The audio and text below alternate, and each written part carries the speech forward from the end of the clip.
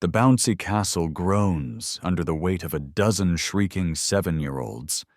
My son, Leo, his face smeared with chocolate cake and pure joy, is king of this inflatable kingdom. I should be right there with him, leading the charge, but I'm frozen by the picnic table, a half-eaten hot dog growing cold in my hand. Across the yard, my wife, Sarah, is laughing. It's a bright, carefree sound that hasn't been aimed at me in years. Her head is tilted towards Jeff, her ex. His hand rests on the small of her back, a casual touch that sends a jolt of ice through my veins. Déjà vu, so sharp it steals my breath. This isn't a memory, it's a replay. This is the third time I'm living this exact moment. I know what happens next. The affair, already simmering, will boil over. The hushed phone calls, the late nights at work.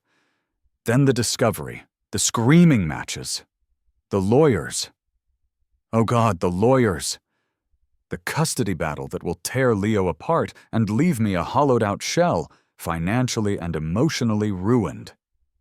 But not this time. This time I'm not the unsuspecting fool. I've spent 2 lifetimes learning this script. Hidden assets are secured, evidence meticulously gathered. A plan, cold and precise, is already in motion. As I watch them whisper by the garage, his arm now fully around her waist, a small, genuine smile touches my lips for the first time in what feels like an eternity. The chess pieces are already in motion, and neither of them has any idea I've played this game before. It's funny, or maybe it's just crushingly sad, how I can still remember the exact shade of blue in Sarah's eyes when she told me she loved me for the first time. We were in that tiny, overpriced apartment, eating takeout pizza on the floor because we hadn't bought a table yet. Her hand in mine felt like the only anchor I'd ever need. That memory feels like a scene from someone else's life now. A faded photograph of a woman I no longer recognize. The Sarah of today, the one currently charming Jeff by the hydrangeas, is a stranger. The warmth is gone, replaced by a cool, polite distance. The easy laughter we shared has become a tight, forced smile reserved for public appearances. It started subtly, this chilling of our world. Her late nights at the office, always with a plausible excuse. Just a deadline, honey. Or, the team needed me. Then came the way she'd angle her phone away when a text came through, the quick swipe to delete messages if I walked into the room. Gaslighting became her second language. You're being paranoid, Mark. Why don't you trust me? In our first life, the one where I was blind and heartbroken, I found the lingerie tucked away in a shoebox at the back of her closet. Silky, expensive things I'd never seen. Certainly never bought. Hotel receipts, too, from places an hour away, always for work conferences I somehow never heard about beforehand. This time, I didn't need to find them. I knew where they'd be. Just last week, we had one of those tense dinners that had become our new normal. Leo was with my parents. The silence stretched between us, thick and suffocating. "So, how was your day?" I asked, trying to sound casual. She poked at her salad. "Fine, busy. Had a lunch meeting that ran late." A lie. I'd seen her. I'd parked across the street from the Daily Grind, the little cafe she and Jeff used to frequent. Watched them for a full hour, heads close together, her hand resting on his arm as they laughed. She'd told me she was going to the mall, looking for a new dress for her sister's engagement party. The ease with which the deception rolled off her tongue was a fresh stab to the gut, even though I knew it was coming. I just nodded, took a sip of water. The actress deserved an Oscar. Mike, my best man, the guy who was supposed to be my brother. He knew, of course he knew. In the last life, he even had the gall to look me in the eye and tell me I was imagining things, that Sarah would never do that. Then, when the divorce papers were filed, he stood up in court and testified about what a difficult and emotionally unstable husband I'd been. His words were like daggers, each one twisting deeper because they came from him. This time around, his betrayal stings just as much, but it doesn't surprise me. He's playing the concerned friend, the mediator. "Hey man, you okay?" he'd asked a few weeks ago, his voice laced with that practiced sympathy. "Sarah seems stressed. Maybe you guys should talk more." I just shrugged. "We're fine, Mike. Just work stuff." Later that day, a misdirected text message, a classic blunder in their little espionage, flashed across my screen before it was hastily deleted from our group chat. It was from Sarah to Mike. "He's moping around again. Your talk didn't help. Just make sure he doesn't suspect anything before the party. Jeff will be there." Mike's reply, which I only saw because I'd already cloned her damn phone this time around, was even worse. "Don't worry, babe. I'm on it. Mark's clueless. Always has been when it comes to you." Clueless. Right. The other night, he cornered me at a local bar, the one where we'd celebrated countless victories and mourned a few losses. He clapped me on the shoulder, his face a mask of concern. "You seem distracted lately, Mark. Everything okay at home? You know you can talk to me about anything, right?" I met his gaze, a cold pit forming in my stomach. "Never better, Mike," I said, forcing a smile. "Just tired." He nodded, but his eyes didn't quite meet mine. Traitor. Rachel, Sarah's younger sister. There was a time when Rachel was my friend, my confidant. After Sarah and I first got together, Rachel was the one who'd corner me at family barbecues, grilling me half-jokingly about my intentions, then winking and saying, "She's a good one, Mark. Don't screw it up." We used to laugh together, share stupid inside jokes. Now, looking at her across the party, her arm linked with Sarah's as they watch Jeff play with Leo, I see only an enemy. In the first go-around, Rachel was instrumental in helping Sarah hide assets. She borrowed significant sums of money just before the divorce filings, money that was never declared, never repaid. She coached Sarah on how to maximize her alimony claims, painting me as a neglectful and unsupportive spouse, while conveniently forgetting all the years I'd busted my ass to give Sarah the comfortable life she craved. This time, her tactics are more subtle, but just as venomous. It was Rachel's idea to invite Jeff to Leo's birthday. "Oh, come on, Mark," she'd said with that saccharine smile when I'd initially, and very mildly for show, protested. "Jeff's an old family friend. Leo adores him. It's for Leo, isn't it?" The implication hung heavy in the air. If I objected, I was the one being unreasonable, the one not putting my son first. Just last night, after I'd tucked Leo into bed, I overheard her talking to Sarah in the kitchen. Their voices were low, conspiratorial. "And make sure you document every time he raises his voice," Rachel was saying, "even if it's just frustration. Bernard says it all helps build a picture of instability." "But he rarely raises his voice," Sarah had whispered back. "Then provoke him a little, sweetie. You know his buttons. It's for your future, for Leo's future with you." I slipped away before they could hear me, a cold fury settling in my chest. When I walked back through the kitchen a few minutes later to say goodnight, Rachel gave me a smug little smile as I passed Leo's room. She thought she was so clever, pulling the strings. She had no idea I was the puppet master in this particular show. Bernard Jenkins. He'd been our family lawyer for years, handled the closing on our house, drew up our wills when Leo was born. I trusted him. In the first life, that trust was my undoing. When Sarah filed for divorce, I naturally went to Bernard. He seemed sympathetic, assured me he'd look out for my best interests. What a fool I was. He dragged his feet, missed deadlines, and somehow Sarah's legal team always seemed to be one step ahead. I lost big, lost primary custody of Leo, lost the house, lost a huge chunk of my retirement savings.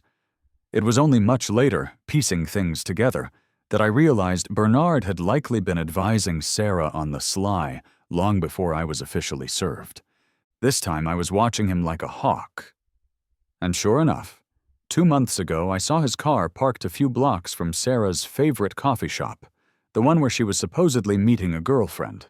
An hour later, Sarah emerged, followed a few minutes later by Bernard, both looking pleased with themselves.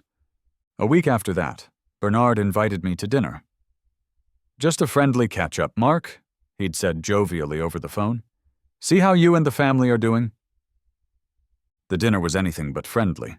Beneath a veneer of polite conversation, Bernard expertly probed my financial situation. "Business good? Investing wisely, I hope? Real estate market's a bit volatile, wouldn't you say?" Each question was a carefully aimed dart, trying to assess my worth, my vulnerabilities. I played dumb, gave vague answers, pleaded ignorance about investments. The real bombshell dropped last night. After the hushed kitchen conversation between Sarah and Rachel, after Rachel's smug smile, I couldn't shake the feeling that something was off. I waited until Sarah was asleep, then went to her office. She'd been careless, leaving her divorce strategy notebook tucked under a pile of magazines. And there it was, in Bernard's neat, precise handwriting. Instructions on how to document false claims of emotional abuse, how to subtly transfer marital assets into a separate account under her maiden name, how to provoke arguments and record them. Emphasize his unpredictable temper and financial recklessness, one note read. My blood ran cold. He wasn't just betraying me. He was actively trying to destroy me. The game was far dirtier than I'd even imagined in my previous nightmares. It started subtly, a few unexplained withdrawals from the joint account. Small amounts at first, then bigger. When I'd first noticed it, in that initial life, I'd asked Sarah about it. "Oh, that was for Leo's new bike," or "just some bills I forgot to tell you about." Plausible. Until the day I went to pay the mortgage and found the joint savings account, the one with our $50,000 emergency fund, completely empty. Panic clawed at my throat. She'd drained it. Every last cent. Then came the credit card statements. Maxed out. Thousands on designer clothes I'd never see her wear. Spa days, expensive dinners at restaurants I'd never heard of. It was a deliberate bleeding, a financial exsanguination. I later discovered she'd been squirreling away her own income from her part-time marketing job into a secret account for months. Her final, preemptive strike, advised by the ever-helpful Bernard, was to accuse me of financial abuse, claiming I was reckless with money and that she'd had to take control to protect the family. The irony was a bitter pill.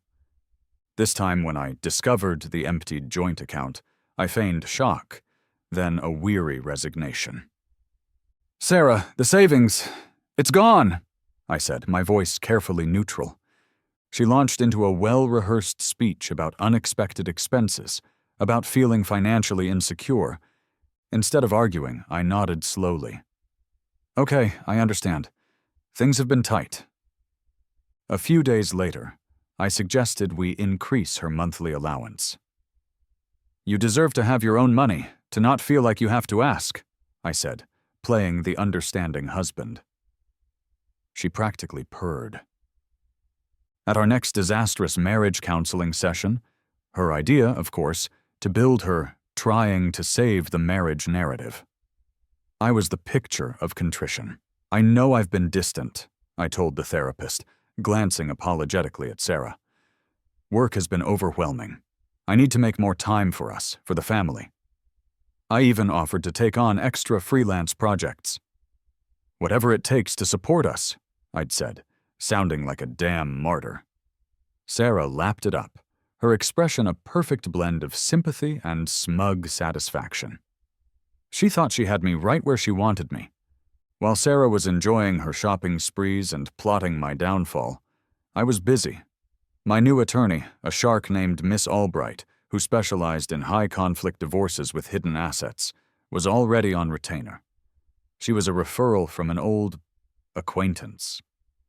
For the past 3 years, since this third chance began, I'd been meticulously documenting every single financial transaction. Every paycheck, every bill, every withdrawal Sarah made. Spreadsheets, bank statements, scanned receipts. A mountain of evidence. The offshore accounts were a new touch for this lifetime. Legitimate earnings from consultancy work I'd done under a separate business entity long before the rot truly set in, transferred quietly and legally. Untouchable by her, by Bernard. Then came the cameras. Small, discreet, but powerful. One covering the living room, another the hallway, another pointed at the front door. They captured everything. Sarah letting Jeff into our house when I was working late. Their casual intimacy on my sofa. The way he'd kiss her goodbye at the door. And for Leo, I became super dad. Every school event, every doctor's appointment, every parent-teacher conference. I coached his soccer team. I volunteered for field trips. I documented it all. Photos, emails with teachers, notes from other parents. A clear, undeniable paper trail of a devoted, involved father. Miss Albright had been very specific about the importance of this. The first sign that her carefully constructed world was crumbling came when Sarah tried to withdraw a large sum from what she thought was still our money market account. Access denied. She called the bank, furious, demanding an explanation.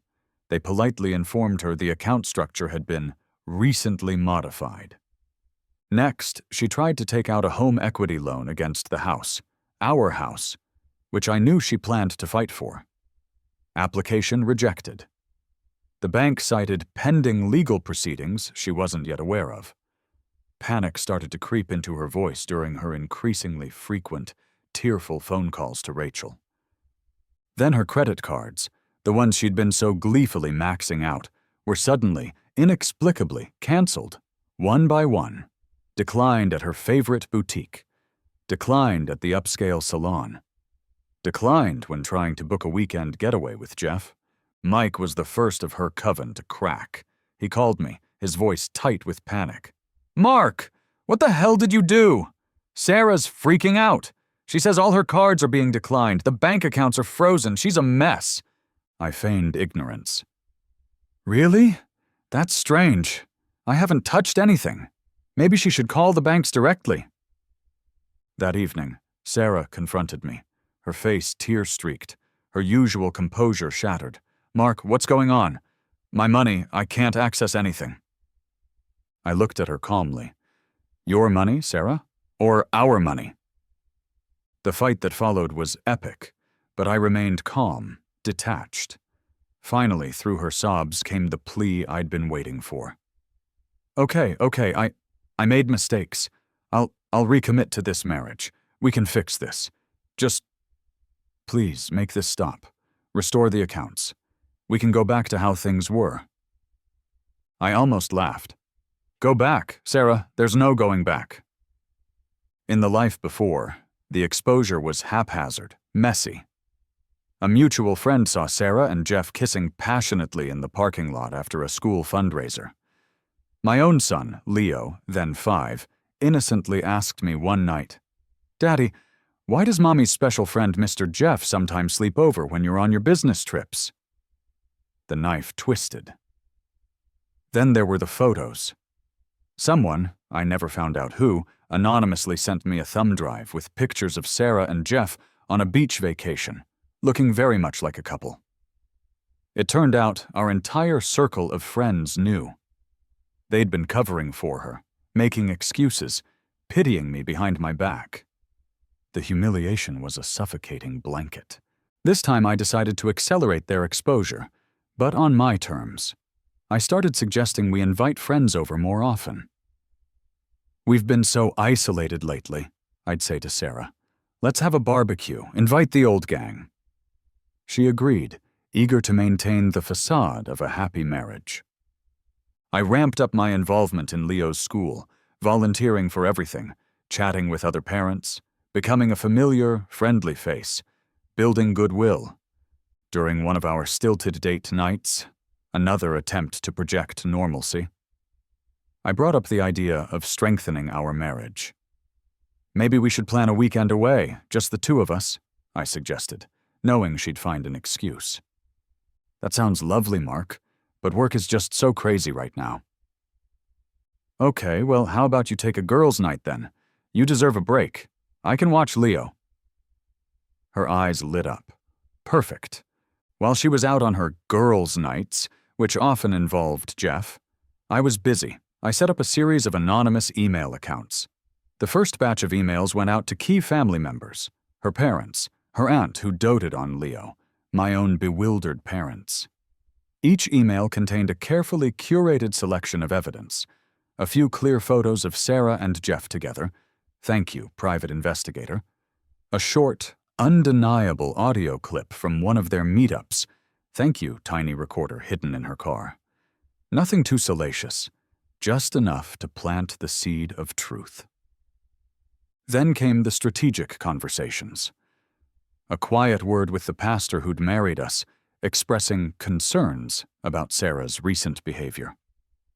A chat with Mrs. Henderson, the respected head of the PTA, subtly mentioning Sarah's close friendship with Jeff. The private investigator I'd hired this time was worth every penny. He provided irrefutable, date-stamped photographic and video evidence of their affair, their meetings, their stolen weekends.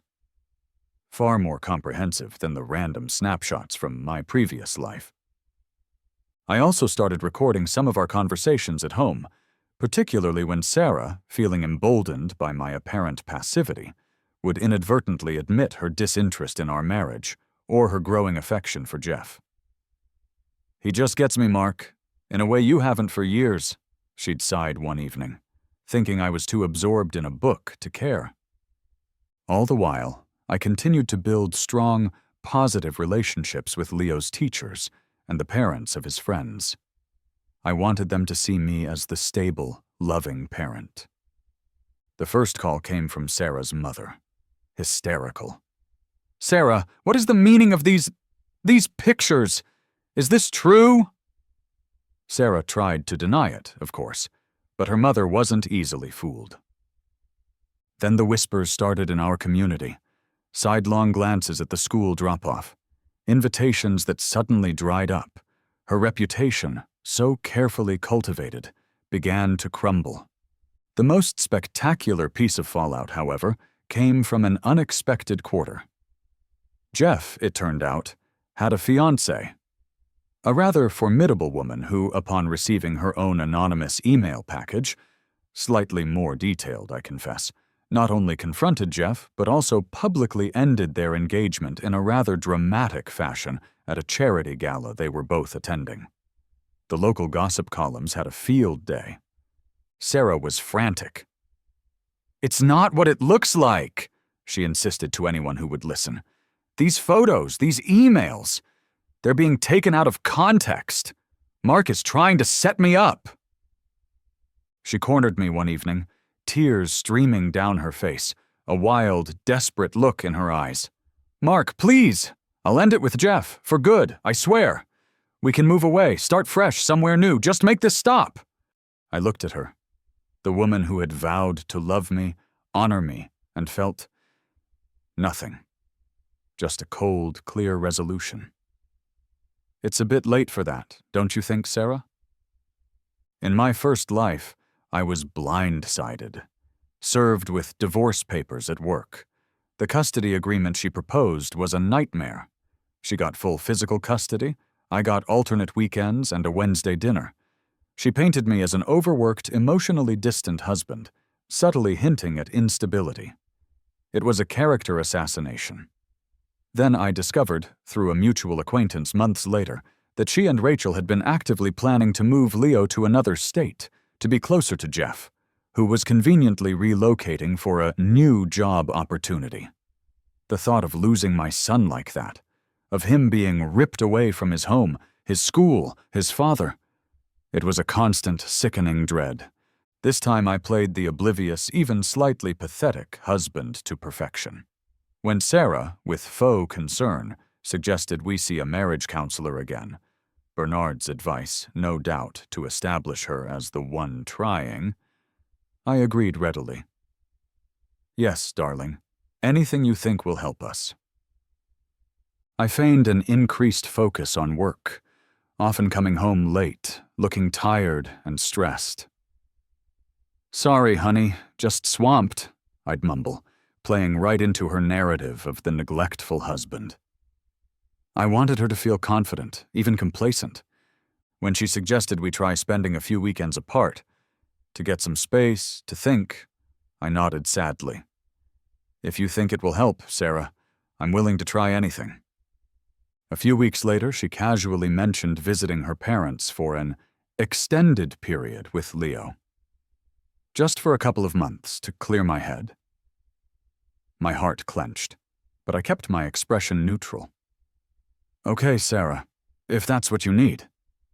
She looked almost relieved. She thought I was rolling over. The day after she mentioned that extended visit, my lawyer, Miss Albright, filed for divorce on my behalf. The petition was a masterpiece of legal precision, citing irrefutable evidence of adultery, financial malfeasance, and a documented pattern of behavior detrimental to Leo's well-being. It included a comprehensive parenting plan that favored shared custody, with a strong emphasis on maintaining Leo's stability in his current home and school. Miss Albright had also advised me to have consultations with the top 3 divorce attorneys in the city before Sarah could retain them. Conflict of interest. A neat little trick that left Sarah scrambling for competent representation. We had sworn affidavits from several witnesses, the friend who'd seen them at the school function, a former colleague of Jeff's who knew about the affair, even a statement from the PI detailing his observations. My documentation of positive parenting was meticulous. Photos, school reports, letters from teachers, a detailed journal of my daily interactions with Leo, his schedule, his preferences. I'd even initiated a private custody evaluation with a respected child psychologist, who, after observing both Sarah and me with Leo, had prepared a preliminary report that heavily favored my ability to provide a stable and nurturing environment. The evaluator noted Leo's strong attachment to me and his anxiety around his mother's increasingly erratic behavior. Sarah was served with the divorce papers at her part-time job, in front of her colleagues. The humiliation was, I imagine, profound. Her frantic calls and texts started almost immediately. Threats, pleas, accusations. I didn't answer. Miss Albright handled all communication. Rachel was the next to explode. She showed up at my office, screaming in the reception area. "You manipulative bastard! How could you do this to her? To Leo!" I had security escort her out. That evening, Sarah arrived at the house, disheveled and desperate. Mark, please, we can work this out. I'll do anything. I'll go to therapy. I'll quit my job. I'll never see Jeff again. Just stop this, please!" I led her into the living room, where Miss Albright was waiting. On the coffee table, laid out in neat piles, was a summary of our evidence. Financial records, PI reports, witness statements, the preliminary custody evaluation. Sarah stared at it, her face paling. She sank onto the sofa, her fight draining away. She picked up one of the PI's photos, a shot of her and Jeff, laughing, holding hands, walking into a hotel. Her shoulders slumped. Finally, she looked up at me, her eyes hollow. What do you want from me, Mark?" I met her gaze, my own steady and clear. "I want what's best for Leo, and that's no longer us." It was a Saturday morning, and Leo was helping me tidy my home office. He was chattering away about his latest Lego creation when he suddenly pointed to the top of my bookshelf. "Daddy, why is there a special tablet in Mommy's pretty box up there?" My blood ran cold. Sarah had a decorative box on that shelf, one she'd insisted on placing there herself a few months ago, saying it balanced the room. I'd never paid it much attention. "What kind of tablet, buddy?" I asked, trying to keep my voice light. "Like the one Mr. Henderson uses for his security at his shop. It has a little eye." After Leo was absorbed in his cartoons, I got the stepladder. Inside the ornate wooden box, nestled amongst some old scarves, was a small, sophisticated spy camera, angled directly at my desk, my computer, my private files. My heart hammered against my ribs.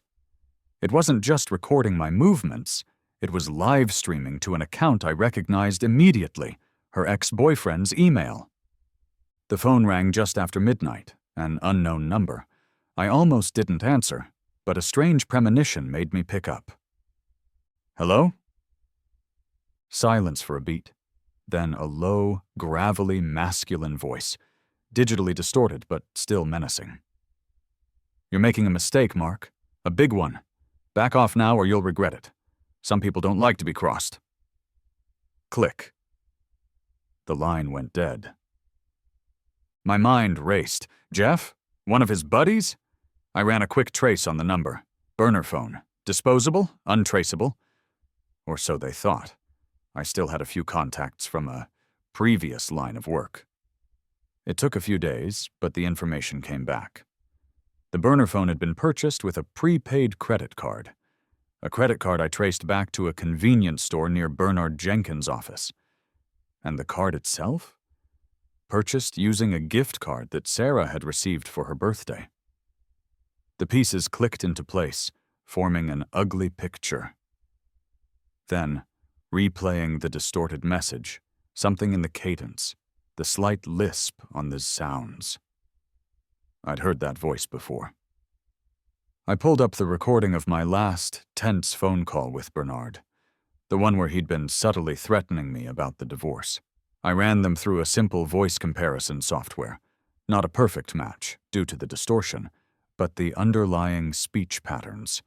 The voicemail I'd saved from Bernard, a seemingly innocuous one about rescheduling a meeting, played again in my mind, then out loud from my phone.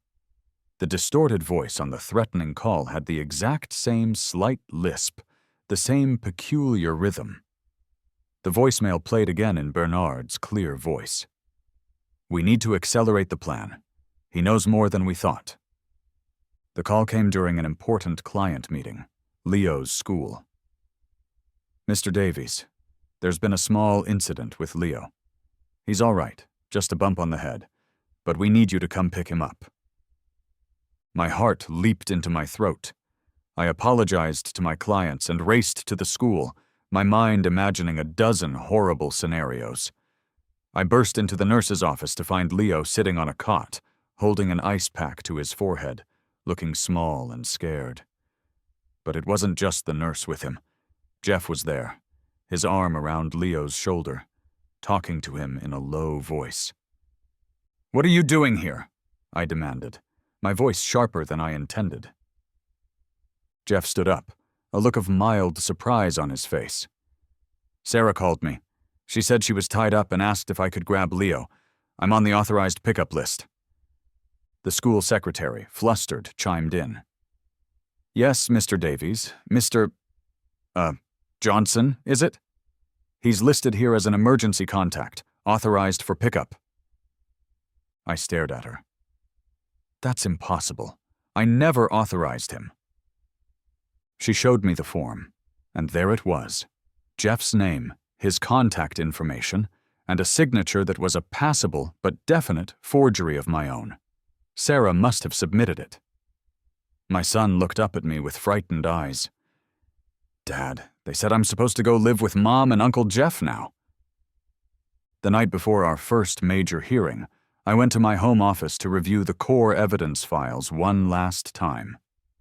My meticulously organized binders, the USB drives containing surveillance footage, the financial spreadsheets, all gone. The normally locked filing cabinet drawer where I kept the originals was slightly ajar, the lock clearly picked. Panic, cold and sharp, seized me. Had Sarah or one of her cronies broken in? How? The alarm hadn't gone off. Then I remembered. The cloud. My triple redundancy backup system. Everything was mirrored, encrypted, and stored off-site. A wave of relief washed over me, quickly followed by renewed anger at their audacity. As I logged into the secure server to download fresh copies, I noticed an extra folder, one I hadn't created, uploaded from a synced device I didn't recognize immediately. It was labeled Medical Reports, SD. Curious, I opened it. Inside were scanned copies of doctors' visit summaries for Sarah. Most were innocuous flu shots, routine checkups. But one report made me freeze. It was dated 3 years ago, the day after that horrific argument we'd had. The one where she'd thrown a vase and I'd yelled louder than I ever had in my life. The report detailed contusions and bruising consistent with a physical altercation. It listed injuries I knew for a fact she hadn't sustained. It was a complete fabrication, clearly designed to paint me as physically abusive. The medical report was dated 3 years ago, the same day as our biggest fight. But the injuries documented never happened at all. In my first life, the one where Sarah's betrayal had utterly blindsided me, I was just Mark Davies, a mid-level accountant for a faceless corporation. Predictable, stable, boring, she'd probably called me in her whispered conversations with Jeff. I crunched numbers, filed reports, and came home at 6 p.m. This time, things were different. What Sarah, Jeff, Mike, Rachel, and even Bernard didn't know, what I had painstakingly kept hidden through 2 lifetimes of this agonizing replay, was that Mark Davies, the accountant, was a carefully constructed persona. Before Leo, before Sarah, before the soul-crushing repetition of this domestic hell, I'd had another life, a life that involved less spreadsheets and more specialized skill sets, special forces. Not something you put on your marriage resume. The business trips I'd taken over the past few years, the ones Sarah had used as evidence of my detachment, hadn't been to accounting conferences. They'd been to reconnect with old contacts, to call in favors, to build a network of allies who operated in worlds far removed from PTA meetings and suburban dinner parties. The modest consulting business I'd started on the side was, in reality, a front for a rapidly growing international logistics and security firm, built using those connections and a seed fund I'd managed to secure from, well, let's just say, grateful former associates. It was now a multi-million-dollar enterprise, structured through a series of shell corporations so opaque it would take Bernard years to even begin to unravel. The moment of revelation was almost comical in its banality. We were in Miss Albright's office for a settlement conference. Bernard was blustering, Sarah was playing the victim, and Jeff was looking smug, probably imagining his future with Sarah and a hefty chunk of my perceived assets. Miss Albright cleared her throat. Mr. Jenkins, before we discuss your client's rather optimistic demands, perhaps we should review my client's actual financial disclosures. She slid a thick portfolio across the table. Bernard picked it up, a dismissive sneer on his face. As he flipped through the pages, the sneer slowly melted away, replaced by a look of stunned disbelief. Sarah, noticing his reaction, leaned over. Her eyes widened. Jeff, craning his neck, went pale. The portfolio detailed not the modest savings of a suburban accountant, but a complex web of international investments, real estate holdings, and controlling shares in companies they'd never heard of. It outlined a net worth that dwarfed anything they could have possibly imagined. This is impossible, Bernard stammered, looking at me as if seeing me for the first time. Where did all this come from? I leaned back in my chair, allowing myself a small, cold smile. Let's just say I'm a man of hidden talents, Bernard. and you and your clients have severely underestimated me." Sarah just stared, her mouth agape. The realization was dawning. She hadn't been playing a game with an ordinary heartbroken husband. She'd declared war on someone with resources and a strategic mind she couldn't comprehend. Mrs. Chen, our elderly next-door neighbor. Quiet, frail-looking, always tending her immaculate rose garden. In my previous lives, I'd barely registered her beyond polite nods and occasional small talk about the weather. Sarah found her nosy. Leo, however, adored her. She always had homemade cookies and a patient ear for his endless stories. What none of us knew, what I only discovered through a chance remark during one of my business trips this time around, was that Mrs. Eleanor Chen was not just a sweet old lady. She was the Honorable Eleanor Chen, a retired superior court judge, renowned for her sharp intellect, her unshakable integrity, and her encyclopedic knowledge of family law. She'd retired to our quiet suburb, seeking anonymity after a high-profile career. In my first life, just before the divorce, Mrs. Chen had tried to speak to me once. I'd been rushing off to work, stressed and distracted. "Mr. Davies," she'd said, her eyes kind but searching. "Is everything all right at home? Young Leo seems subdued." I'd brushed her off with a polite, "Everything's fine, Mrs. Chen, thank you." Oh, the bitter irony. If I'd only listened. This time, after the incident with the hidden camera, I'd sought her out. Not as a client, but as a desperate neighbor. I confessed everything. The affair, the financial deceptions, my fears for Leo. She listened patiently, her gaze never wavering. And then she began to offer quiet, incisive advice. Not legal representation. She was long retired from the bench, but strategic guidance, insights into the legal maneuvering I could expect, and most crucially, connections. She knew everyone in the legal community.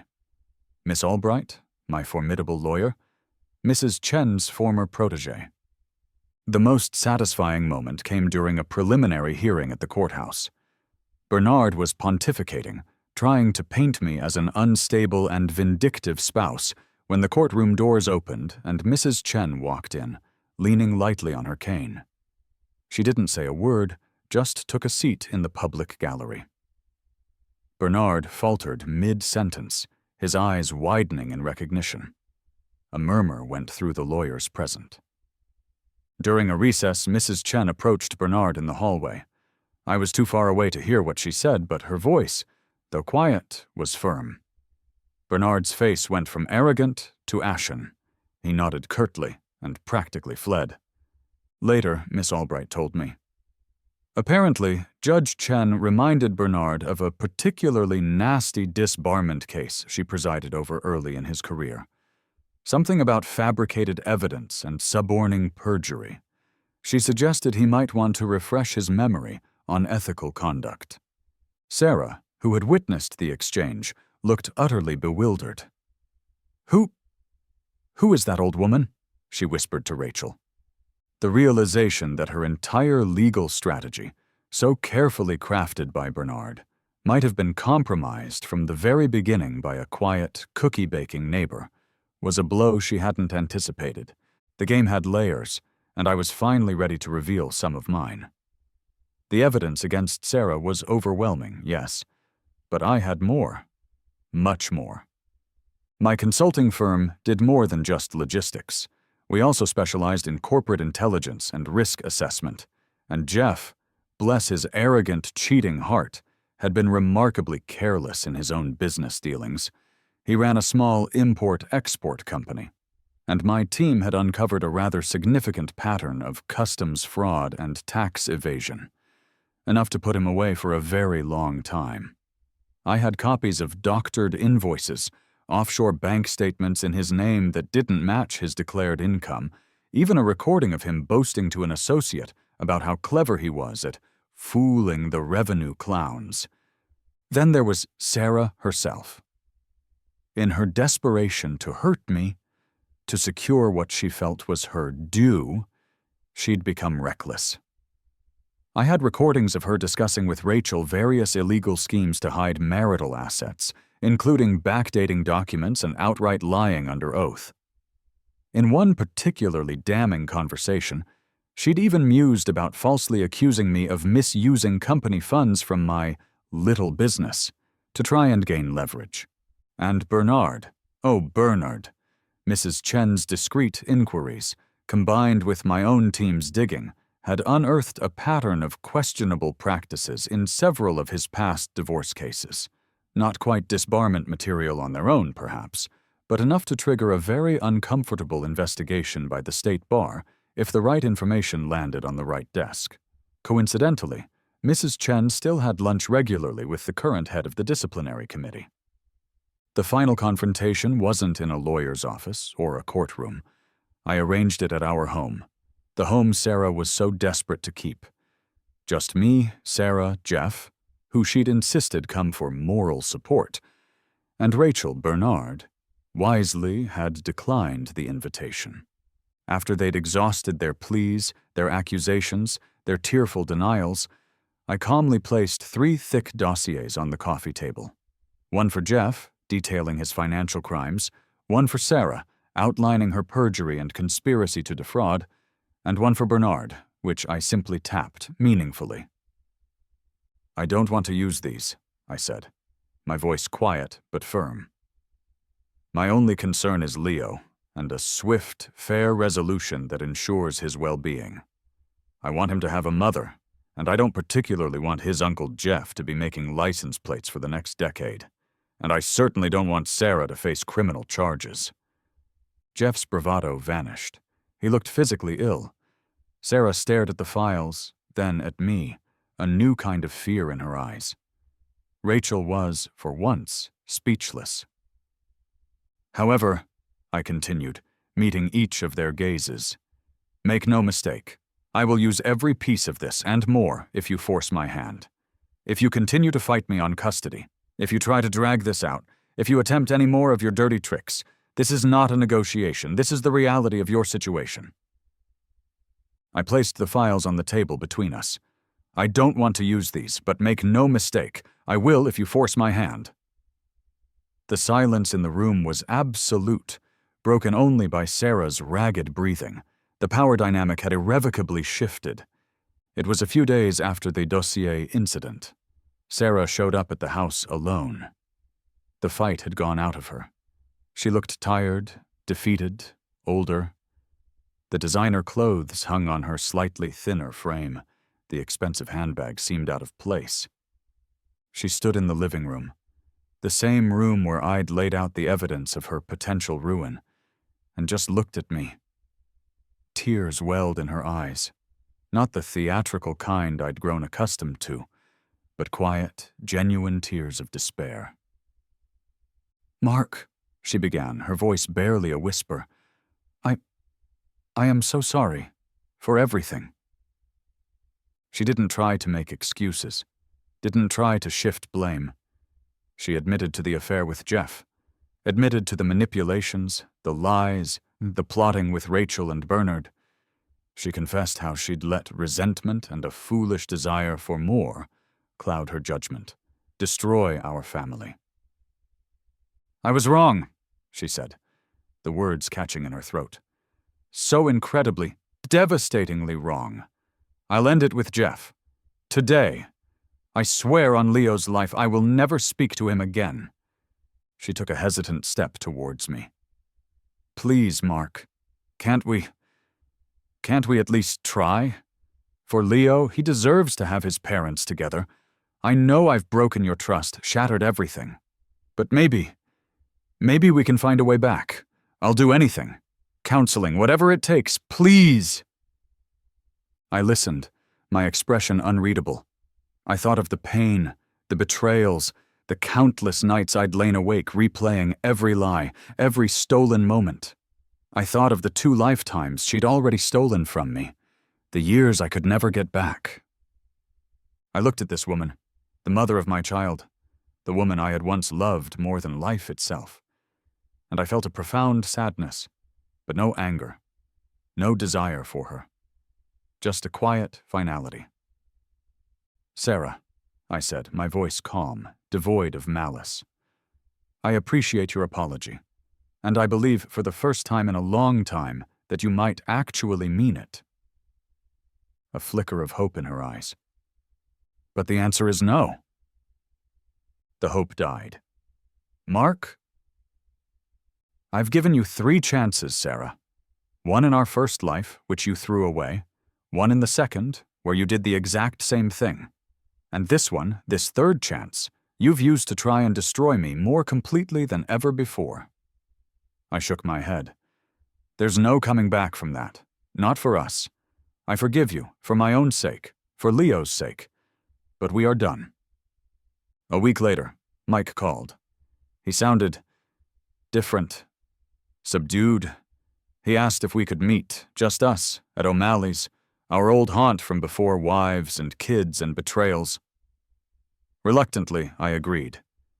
He was already there when I arrived, hunched over a beer at our old corner booth. He looked like he hadn't slept in days. "Mark," he said, his voice rough. "Thanks for coming." He didn't waste time with small talk. He confessed everything.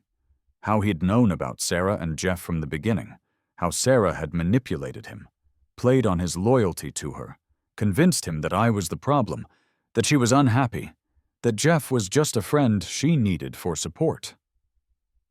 "I was an idiot, Mark," he said, staring into his beer. "A blind, stupid idiot. I genuinely thought I was helping her, helping you both avoid a messy breakup. I never thought she'd go this far, try to ruin you like that." He looked up, his eyes pleading. "I know I don't deserve it, but I'm asking for your forgiveness. What I did, it was wrong. I betrayed our friendship, betrayed you. If there's anything I can do, I'll testify against her, against Jeff. I'll tell the court everything I know, just say the word." He started to reminisce then, about our college days, the stupid pranks, the dreams we'd shared, the way we'd always had each other's backs. For a moment I felt a pang of the old affection, the ghost of the friendship we once had. But it was just a ghost. I let him finish, then took a slow sip of my own beer. My reply was measured, devoid of the anger I might have felt in a previous life. "Mike," I said, meeting his gaze, "I appreciate you telling me this, I do. And maybe on some level Sarah did manipulate you, but you still made choices. You chose to believe her lies over my character, the character of a man you'd known for 20 years. You chose to cover for her, to enable her. You chose to stand by and watch her try to destroy me, and you chose to help." I paused, letting the words sink in. "Our friendship, Mike, it died the moment you chose her over the truth. It died when you decided that her happiness was more important than my integrity, than our history." I stood up. "I don't need your testimony. I have enough. And as for forgiveness, I've already forgiven Sarah. And in time, maybe I'll forgive you too. But forgiving isn't forgetting. And it certainly isn't reconciling." I put a 20 on the table for the beers. "No, Mike. There's no coming back from this for us either." The mediation meeting was a formality, insisted upon by Sarah's new, rather out-of-his-depth lawyer, a young guy named Peterson, who clearly hadn't grasped the full extent of his client's predicament or my preparedness. We were all there, me and Miss Albright, cool and collected, Sarah looking pale and drawn, flanked by Peterson and a visibly uncomfortable Rachel. Even Sarah's parents were there, looking bewildered and heartbroken, clearly railroaded into attending by Rachel in a last-ditch attempt to appeal to my better nature. Jeff was conspicuously absent. Apparently, his legal troubles were keeping him otherwise occupied. Sarah's father, a decent man I'd always liked, spoke first, his voice thick with emotion. "Mark, son, we know things have been difficult, but Sarah is our daughter. Leo is our grandson. Isn't there any way at all to put this family back together?" Her mother just wept silently into a handkerchief. Rachel, surprisingly subdued, mumbled something about misunderstandings and everyone deserving a second chance. Then Bernard, who had been strong-armed by Miss Albright into attending, something about ensuring a smooth transition of files and avoiding any further ethical ambiguities, cleared his throat. From his position, not quite on Sarah's side of the table, but definitely not on mine, he offered his professional, yet clearly self-serving, recommendation. "Mark, while acknowledging the complexities here, sometimes the wisest course is to consider forgiveness. For the sake of the child, of course. A prolonged conflict benefits no one." The hypocrisy was astounding. Sarah finally broke. It wasn't a calculated outburst, but a raw, broken sob that seemed to come from the depths of her soul. "It's my fault," she cried, tears streaming down her face, looking directly at her parents, then at me. "All of it. I lied, I cheated, I manipulated everyone. I listened to bad advice, I was selfish, I was cruel. Mark tried. I'm the one who destroyed everything." The room was silent, save for her ragged breathing. Peterson looked like he wanted the floor to swallow him. I let the silence hang for a moment. Then I reached into my briefcase and pulled out a single, neatly bound document. I slid it across the table towards Sarah. It wasn't a list of demands, it wasn't more evidence, it was a finalized custody agreement. Generous in its own way. It gave Sarah significant, regular visitation with Leo, ensured her parental rights were respected, and even offered a transitional period of financial support, enough for her to get back on her feet, find a new place, start over. But it gave me primary physical custody and all major decision-making authority for Leo. It was fair, it was firm, and it was non-negotiable. Sarah stared at the papers, her tears still falling. I looked at her, then around the table at the wreckage of our intertwined lives. "I forgive you, Sarah," I said. And the words were true. The anger, the bitterness, it was finally gone, replaced by a kind of weary peace. "I forgive all of you." I paused, then met her eyes. "But no, we're done here." I nodded to Miss Albright. The gift had been delivered. The salt spray kisses my face as I sip my coffee on the terrace. Below, the Pacific Ocean stretches out, a vast expanse of glittering blue. Leo, now a lanky 8-year-old, with a new surfboard under his arm, is already halfway down the path to the beach, his laughter echoing back to me. He's adjusted well to the new school here, made a slew of friends who seem to live in the water just as much as he does. Our beachfront home isn't ostentatious, but it's spacious, filled with light and the sound of the waves. It's a world away from the suffocating silence of our old house. The custody arrangement, the one I'd presented that day, had been signed with minimal further fuss. Sarah, humbled and perhaps finally seeing the truth of her situation, had agreed. She sees Leo regularly, of course. We're civil, polite for his sake. There are no more games, no more manipulations. Just a quiet sadness that sometimes flickers in her eyes when she looks at what she lost. My phone buzzes on the table beside me. A message from Sarah. Probably about a pickup time for Leo next weekend. I glance at it, then swipe it away without opening it. Some things are best left unread, some doors best left closed. I take another sip of coffee, watching my son charge into the surf. He's happy, he's thriving. And for the first time in what feels like forever, so am I. Mrs. Chen, Eleanor, as she insists I call her now, is celebrating her 85th birthday. We're in her new garden, a smaller but no less beautiful version of the one she had next door to my old life. She moved down here a few months after Leo and I did, claiming she needed a change of scenery and better weather for her roses. I suspect she also wanted to keep an eye on us. "You've done well, Mark," she says, her eyes, still sharp and intelligent, crinkling at the corners as she smiles. "You've not just survived, you've grown. You've shown resilience I confess even I didn't fully anticipate." "I had good counsel," I reply, raising my glass of iced tea to her. "Across multiple lifetimes, it seems." We've talked, cautiously, about the strange phenomenon of my rebirths.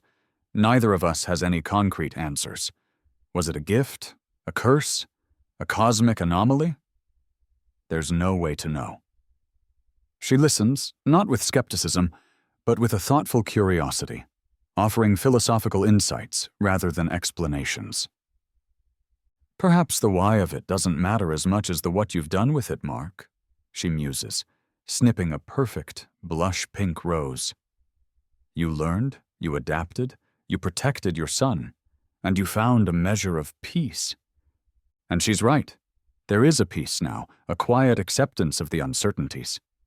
I don't know if this is my last life, if the cycle is truly broken, but for the first time that uncertainty doesn't terrify me, it feels open, full of possibility. Leo's future is secure. The trust fund I established for him, managed by a very capable and discreet team, will ensure he has every opportunity in life, without the burden of my past dramas. But my experience, the pain, and the eventual triumph had to mean more than just my own salvation. With a portion of the profits from my company, I've established a foundation. It's dedicated to providing legal aid and support for fathers who find themselves in an unfair fight for custody, fathers who are being alienated from their children, fathers who, like me in my first life, are facing a system that can often feel rigged against them.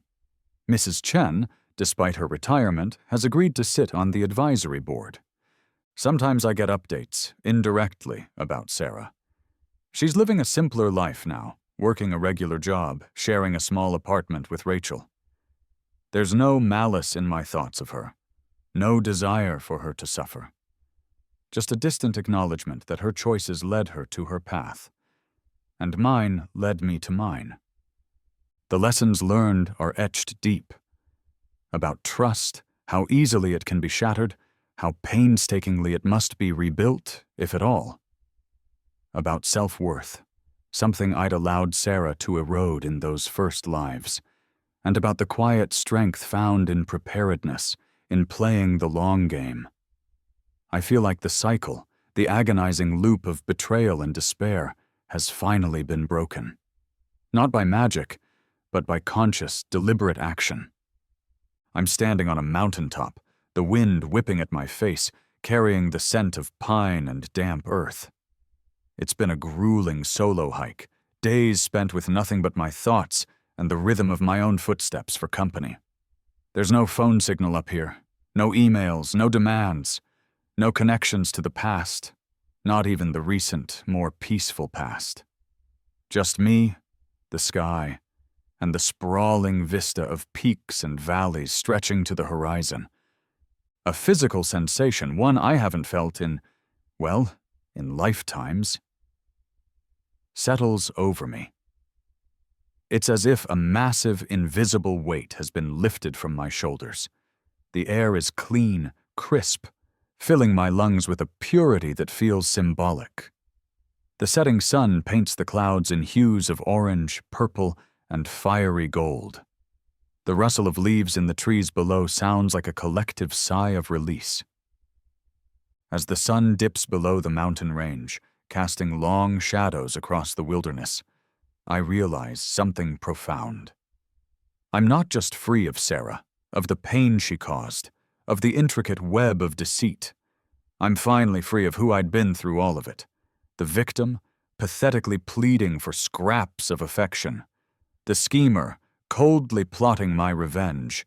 The revenger, taking grim satisfaction in their downfall.